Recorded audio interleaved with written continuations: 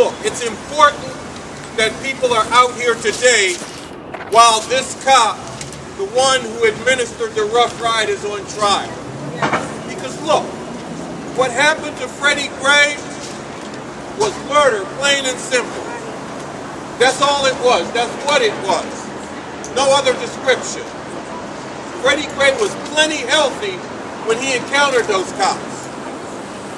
But after he encountered them, after they beat him down, after they threw him bent like a pretzel in that police van, after they gave him a rough ride, his spine was nearly broke, and those injuries led to his death.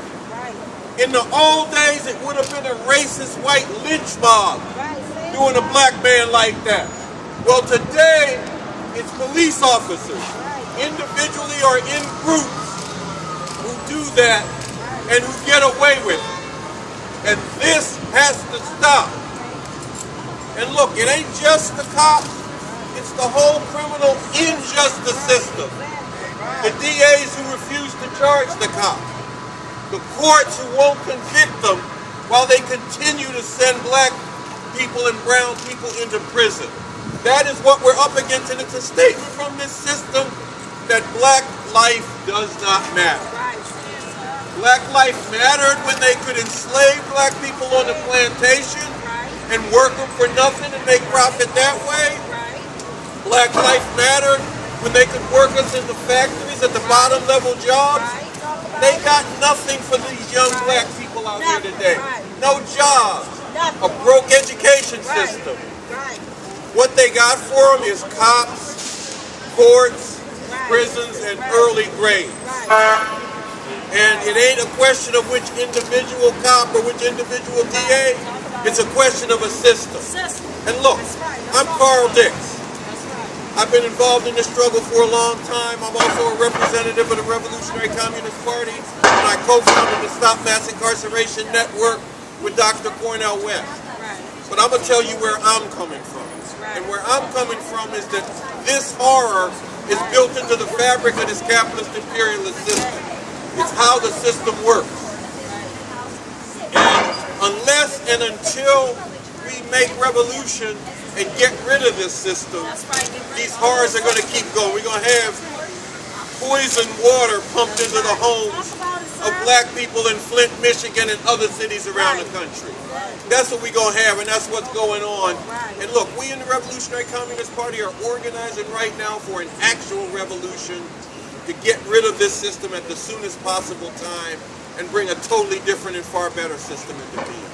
We got the leadership for this in terms of Bob Avakian, the leader of the Revolutionary Communist Party, who has said the role of the police is not to serve and protect the people, but to serve and protect the system that rules over the people.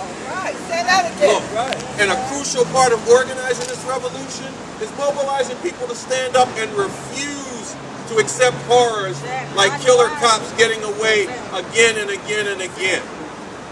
That's a part of mobilizing and preparing for revolution. I got one more thing I got to say, because my man Muhammad Ali died last week. This man meant a whole lot to me.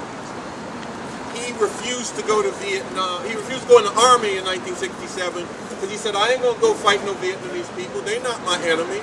My enemy is right here. My fight is right here.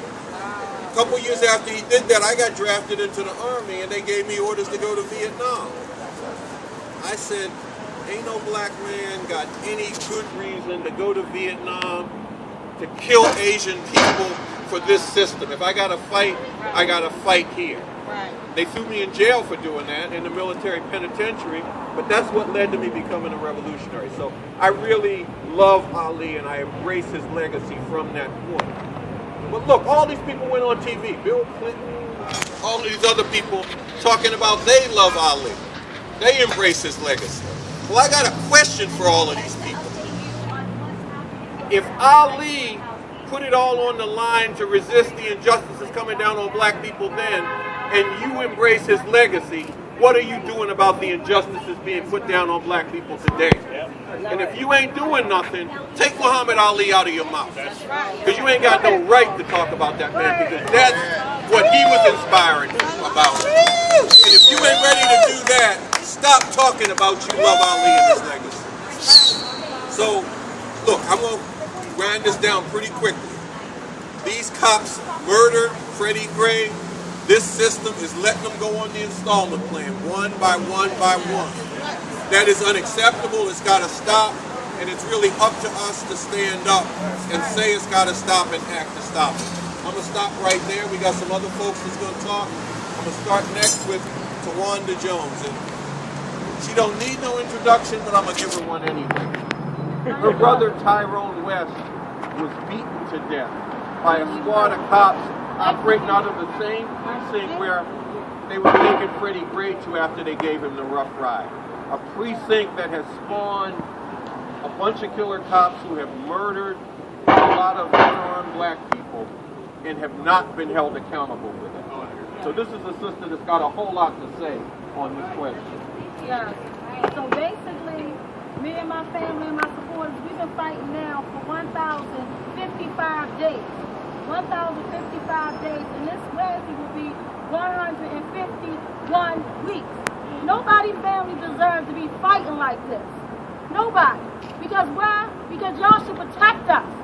We didn't ask for this fight, but we was pulled in it. And why I can't fight for my brother who was brutally murdered on July the 18th, 2013. Beat worse than Rodney King. Beat worse than any animal. By 11 to 15, Baltimore City, stinking animals. They brutally murdered my brother. And like my family always say, they killed the wrong man, but they truly got the right family. Y'all should have did y'all homework before y'all put your hands on my brother. I just literally got off the phone on my way riding here, leaning on Brown's funeral. Brown's funeral, y'all going under the bus too. I'm tired of playing games with these people. I'm trying to get my brother's body exhumed right now. Everybody playing this Doug and Pony show. After a while, all y'all gonna know the West family is not to be played with. So y'all better throw some respect on my family now. I'm not playing with y'all. Because the saddest part, those two animals, Nicholas Davis Chapman and Officer Ruiz, they almost killed Abdul Salam 17 days before with this baby in the backseat of the car in that same neighborhood, 2 blocks over. Was anything done? Nothing. Not the fact that Abdul didn't do everything. He did everything humanly possible to save my brother's life without knowing he was saving another victim's life. But his calls went on deaf ear. Nobody listened to him. And they let them same 2 killer cops, them animals. They let them animals back on the street to come murder one unarmed man, to pull my brother out by his dreadlocks and start beating him, calling him the N-word on numerous times with witnesses. And the saddest part, after he was beat to death, pepper spray, tased, kick, stomp, he was beat after death. After he was laying there already dead, face down on the ground. Face down. Nobody did nothing. The witnesses tried. They got threatened. And I love those witnesses because they stood their ground. They got threatened. Get the F back in the house, the same thing can happen to you. But if that wasn't enough, if that wasn't devastating enough that we didn't get that one phone call. And when I think about the tragedy that happened to the people in Orlando, my heart goes out. Because I know how it feels to have to wait hours, wait 12 to 13 hours before you can say that was my brother. We tried to identify my brother. We never got that phone call. We never got nothing. I saw my brother's dead body on the news. And when we went to them, they still wouldn't let us see. Then they hid, that wasn't enough, they hid my brother's body for 5 days. Why did you hide his body? And before we stopped in Brown's funeral home, we told them not to put any foam in Florida, not to touch him. We wanted to see him because witnesses told my family he was beat so bad we was going to need to have a closed casket.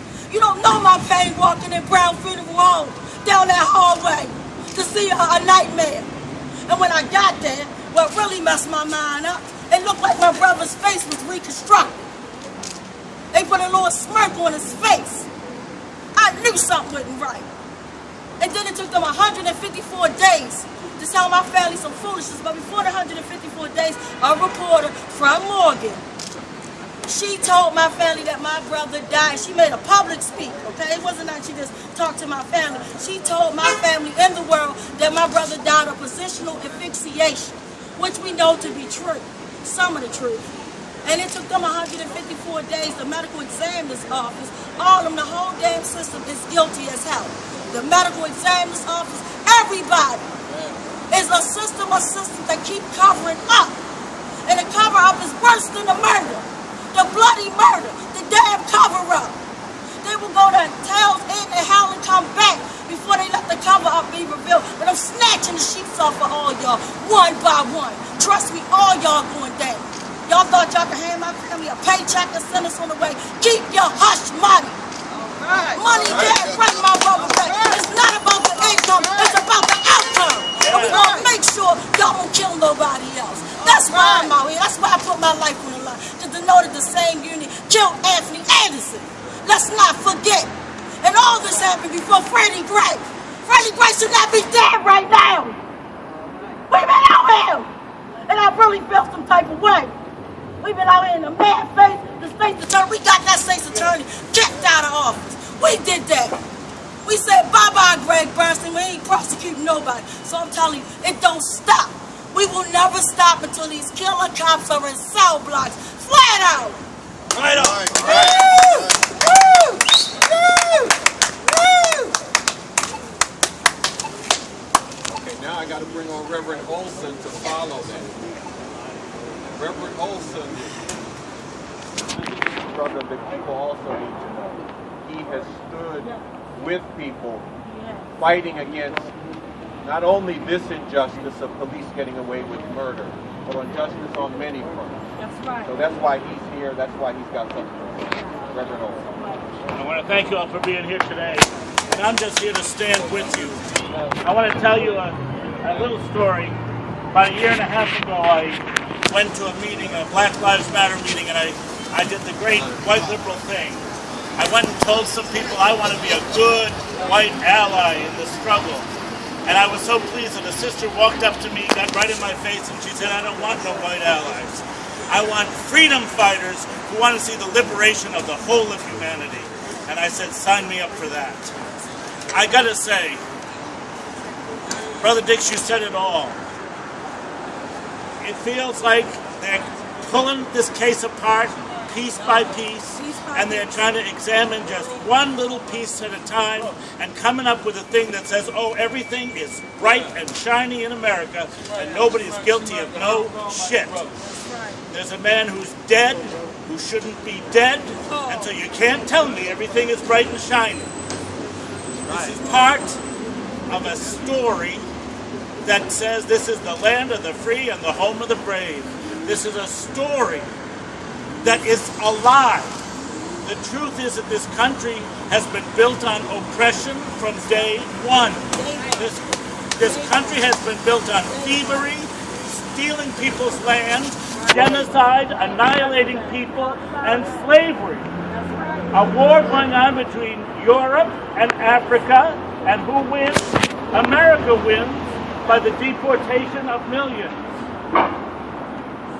I am so angry at the way we claim innocence in this country, at the way we claim a particular betterness. We call ourselves number one, and I gotta say it's all a lie. All a lie. That's right. Until there are cops in jail, it's all a lie. And even if just one cop gets sent to jail, we have to say that there was a complicity among forces, that his back was not broken in one moment in a rough ride. He was manhandled from the start. From the start. He very start. He appealed for help. That's right. And it was denied him. Denied. He was examined by people, and they pushed him back in and shut the door and kept driving on the way when they should have gone immediately to the hospital. That's right. This is a criminal event, That's right. and I think it's a criminal conspiracy. It is. That's right. And this system does not know how to give us the truth. They don't. This system is built to protect the lie. And I'm just so glad that you are here. I hope that we can find the ways to build, because it's exactly true. The system is guilty. The system is guilty, and until we replace the system, we will not know justice. Thank you. Yeah.